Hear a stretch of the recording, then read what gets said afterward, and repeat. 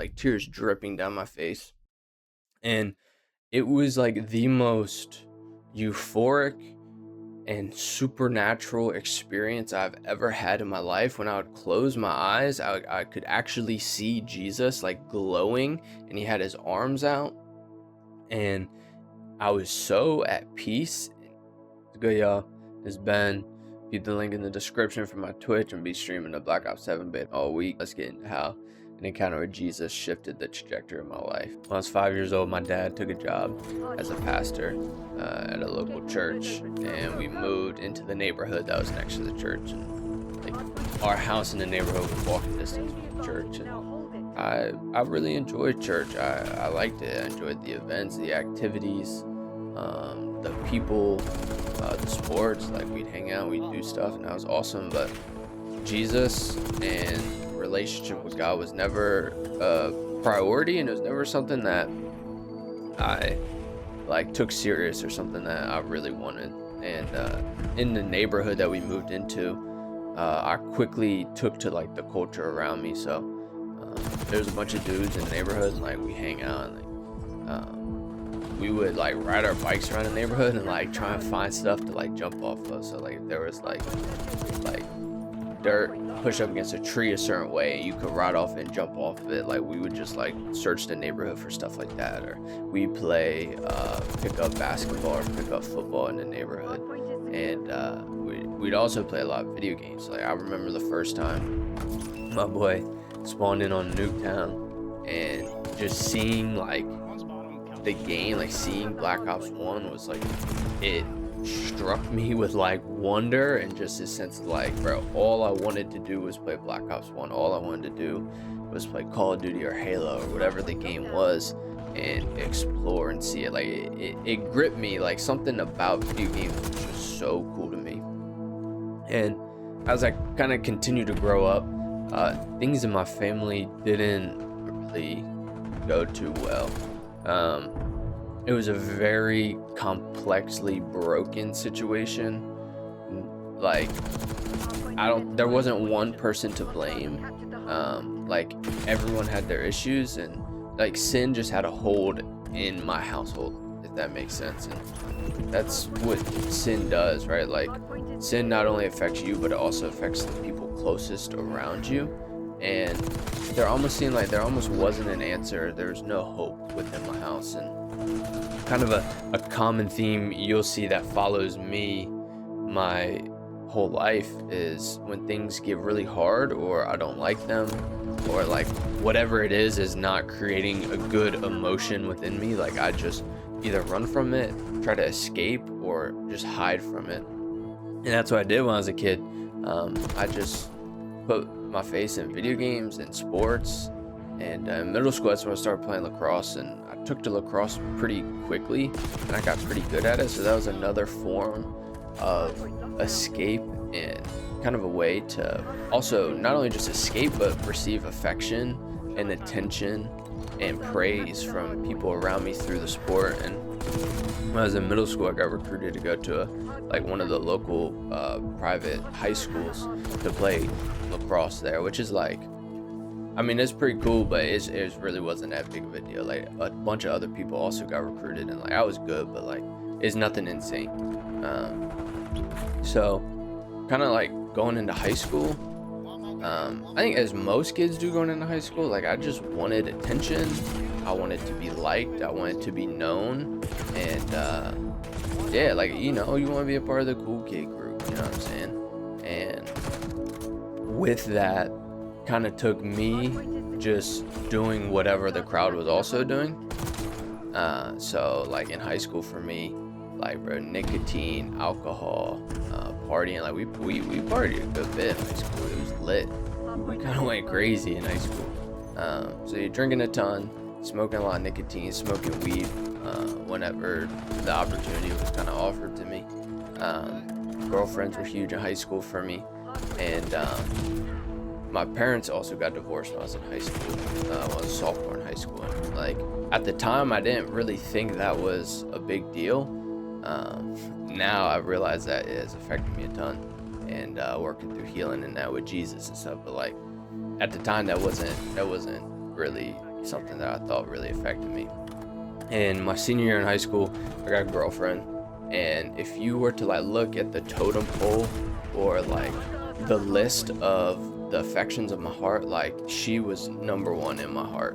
And that relationship came with uh kind of like a lot of good things, or a lot of methods and ways to escape the issues that were going on in my life, whether it be like sex, nicotine, partying, whatever it may be. And I loved it. It was lit. At least that's what I thought in the moment. So also in high school, I had awful grades. I barely graduated high school, and I wanted to play college lacrosse, but my grades were so bad that I had no idea what to do after I graduated high school.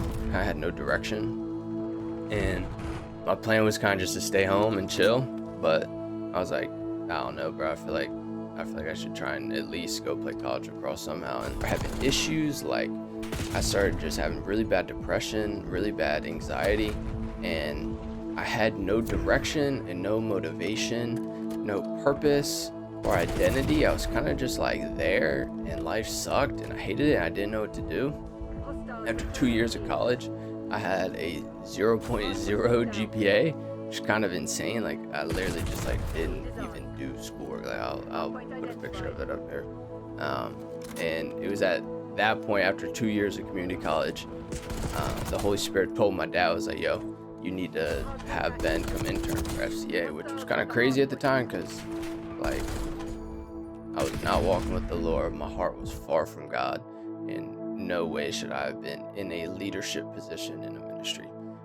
But this was God's plan. So when I got asked to do it, I was just like, all right, well, like I have nothing else to do. And I had this deep sense that like, man, if I don't do this, something, like I'm going to miss out on something. And if I were to kind of explain Fellowship of Christian Athletes, it's, they do like camps and stuff where kids or high school kids who play a specific sport will come and they will train in their sport, but also get coached by college kids that are walking with Jesus. So they not only coach them in their sport, but also talk about their walks with Jesus with the kids. So the first camp came up. It was called Kutztown, and I was like, all right, bro, I gotta lock in. Like I gotta do something here. Like I can't show up to this camp and just not be about it. You know what I'm saying? So the night before camp, I prayed. I was like, all right, God, like I will give you this 1 week. Like I will actually try everything within me to glorify you this week. And that's why I prayed. I said that, and I meant it. But as soon as camp was over, I was ready to come home and just keep smoking, drinking, living how I was living. And at the camp, they do these things at night where it's like it's called chapel, where it's literally like church, where you do worship or you sing, and then some dude preaches. But it's kind of cool because at camp they do like games and stuff, or whatever, to like keep the kids engaged. Like it's cool. So during this worship thing, I'm like as soon as music starts playing, like the presence of God just hits me, and like in the presence of God, my body was having a physical reaction to like the love of God. Like I was shaking from the inside out, like from the core of who I am was like trembling from the inside out. I was crying. Like my shirt was wet. I was crying so bad, like tears dripping down my face. And it was like the most euphoric and supernatural experience I've ever had in my life. When I would close my eyes, I could actually see Jesus like glowing, and he had his arms out, and I was so at peace.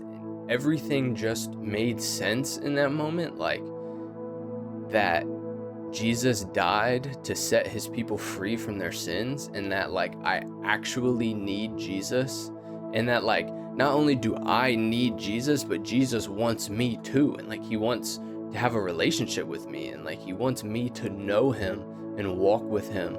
And like it was like everything that I had been searching for just found me. Like I had been trying to find the remedy to all my issues, and nothing worked, and just kept making my issues worse, until the remedy, which is relationship with Jesus, found me and rescued me from myself.